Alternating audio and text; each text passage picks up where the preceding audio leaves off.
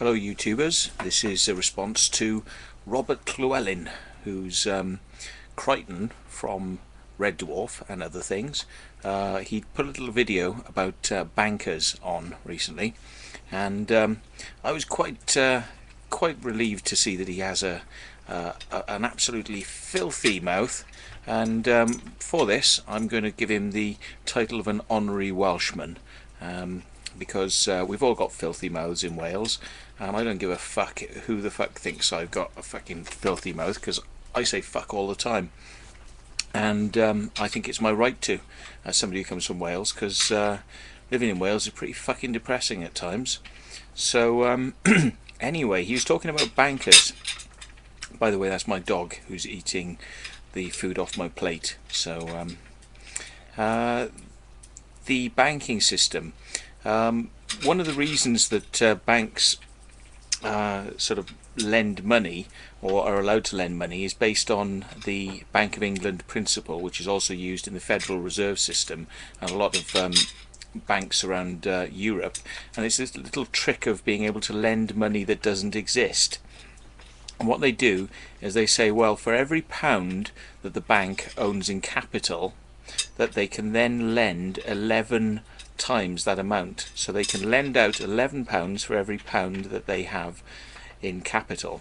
Now this is meant to be held, the capital is meant to be held in gold.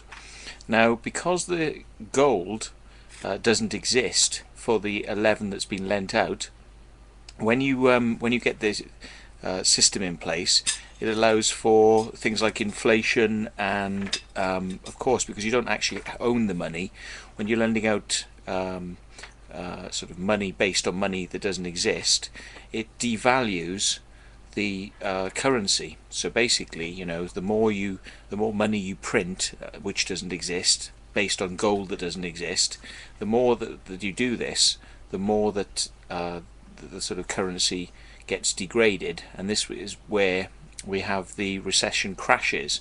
And it's not just to do with bankers sort of gambling money. It's because they're actually taking part in a system whereby they can lend out money, and this stuff doesn't exist. I think France in the 1960s caused a bit of a storm because they said to America, you know, we're not prepared to allow you to buy stuff using your dollars, because you're buying stuff with dollars that you just invented out of nowhere. And we want to see your gold. We want to see the gold that you're backing this money with. And of course America didn't have the gold, so France said, sod you, we're not allowing you to buy stuff from us with valueless money. And this is the reason that there's quite a bit of hatred from America towards France, because France actually called America's hand. So if you look at the way the Federal Reserve System works and the Bank of England, you see they're just a bunch of scumbags basically. I mean, they make up the rules, don't they? So they can say, oh yes, we'll lend money that doesn't exist.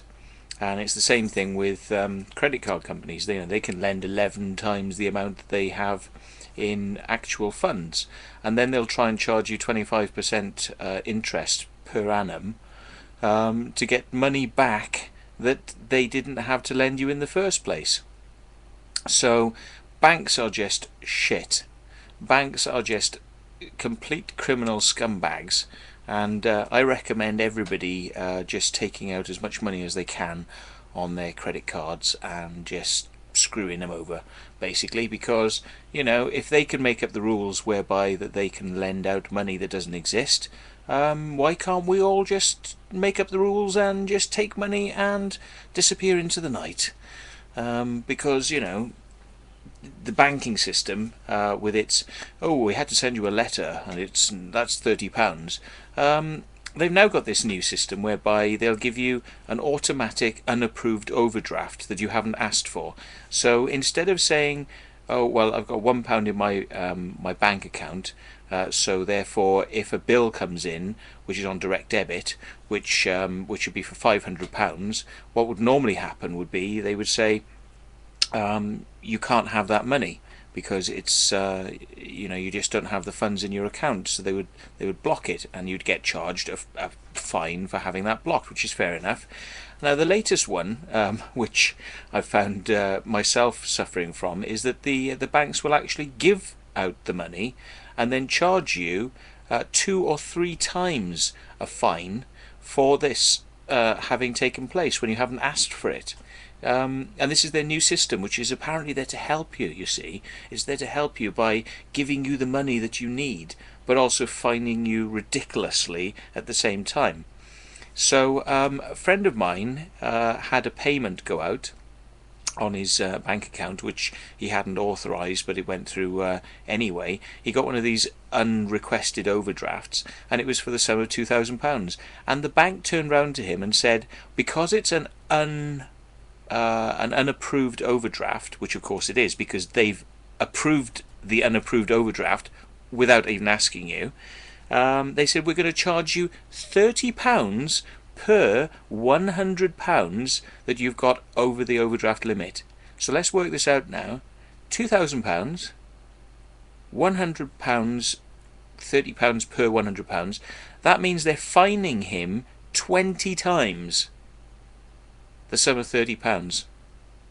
Now, this is just amazing. This is just absolutely amazing. And to be quite honest, if the banks completely went out of business and everybody had to start relying on their own money, I would be a much happier person, because then maybe we could go back to a system whereby, you know, you don't get shafted over by these people. And I mean, let's face it. I mean, what do banks do? I mean, what do they do to, you know, to make their money? I mean, they've got your money, and they make money from that in interest, and then they go and gamble your money without asking you, and if they gamble the money and they lose, then actually it's you've lost, because what they'll do is they'll say, well, we've lost all your money now, and apply to the government for a bailout. So basically, when you put your money in the bank, you know, this old saying, your money's in the bank, yeah, because it's so safe, instances have happened where information has got out saying, oh, there's going to be a recession, or oh, there's going to be a crash, or oh, there's going to be something like that. And what's the first thing that happens? The banks close their doors, so they won't let people have their money back.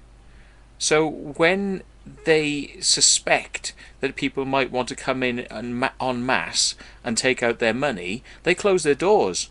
Now, this is twofold, the reason for this, and it goes back to what I was talking about earlier on. It's not just because they want to sort of, you know, give you time to breathe, you know, and time to think about withdrawing your money, and to sort of not do anything rash, which is a reasonable excuse, which is the one they normally give. But it's also because if everybody withdrew their money, they would then find out, well, actually, they don't have the money, because they don't have the money. I mean, when you put money into a bank, it disappears off and becomes part of the capital that they will say they've got in order to lend out 11 times more money. So if they've lent out 11 times more than they actually have, then if everyone comes and pulls their money out, it bankrupts the bank. So even though the money is yours, it's actually not yours to withdraw. And this is why the banks are actually sort of imposing so many restrictions on how much you can withdraw from the bank, and how you do it. Even though it's your money, when you come to withdraw large amounts like over £2,000, you have to explain why you want to take your money out of the bank. Why do you want to take it out of the bank? What reason have you got? Because you might be committing some sort of fraudulent activity. Why do you want to take your money out of the bank? And it's like, well, hang on a minute. Maybe I'll just keep it in a shoebox under my bed then, because if it's not mine to take out when I want to take it out, what's the point? And of course it's because all the cards are tipped in favour of the banks. You put your money in, it ceases to be your money, and it then becomes something that the bankers can gamble with. And if they lose your money, it's your problem, not their problem. And I think this is complete and utter lunacy. You pay for this service and they fine you to send you letters and things like this, you know. And at the same time that they fine you for sending you a letter, they're gambling with your money. I think they should be shut down, to be honest. Bunch of fucking arseholes.